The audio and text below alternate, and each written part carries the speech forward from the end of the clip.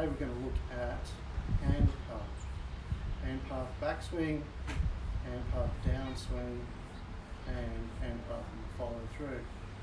So what I've got today is my Mizuno 79221 with a stick, and I've got the stick just wrapped at the back of the shaft there, so as I hold it, it sits comfortably in the fingers like a normal grip. Okay. So when we look at hand path, what are we looking at? We're looking at the direction that the hands are moving in the backswing, to the top of the backswing, downswing, and then forward swing. Okay. So if we have obviously too much rotation, our hand path will be low, as you can see there, low and around the hips, around the thigh, and then coming up, and we'll get a club that looks across the line at the top of the backswing. Okay. If we have a hand path that moves out away from the body, okay, we'll start to see the hands working out and away from the body, creating too much space here, starting to get a little bit of disconnection here from the arm and the torso, and we'll go up across, and we'll probably have a club that's laid off. So the two hand paths, one that's going to go in too much across the line at the top, one that goes out the way and then ends up pointing the club or in a laid off position. Okay. So can you recover from both of those? Yes, you could. So you could be across the line and then still have a good hand path on the way down, as long as you were capable of maintaining your hand path into the ball. Similarly, if you went out and across when you had the club laid off, you could still have a decent hand path. It just means that the actual lie angle or the shaft plane might be different. Okay.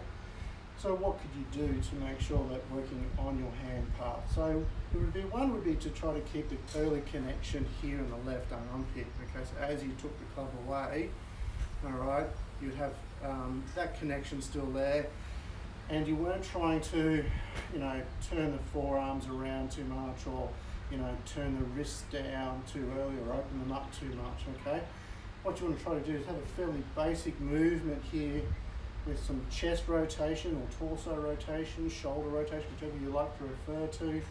Okay, and you can kind of see here that with the stick, it's resting on my left hip, and as I make that backswing there, you can see that the stick is kind of staying connected to my left hip, and so is my left arm, so that when I get to the top, I can have good rotation and good hinge. So another thing that I like to see players work on is when they have hand path working on the line, is that they start to hinge the club.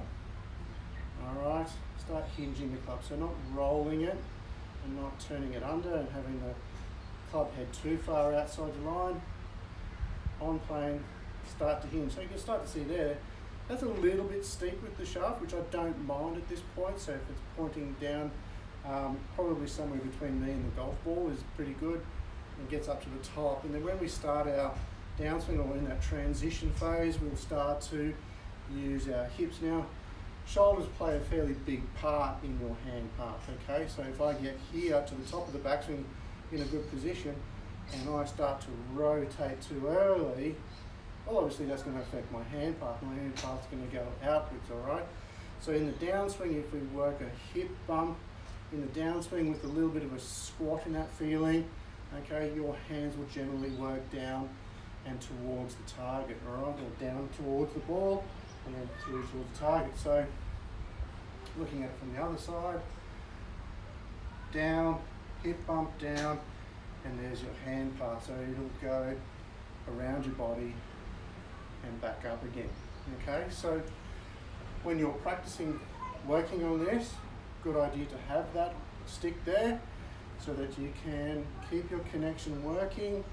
That connection here, as I said, as I was working that back, connection in the left armpit, the stick on the left hip there, okay, and working back,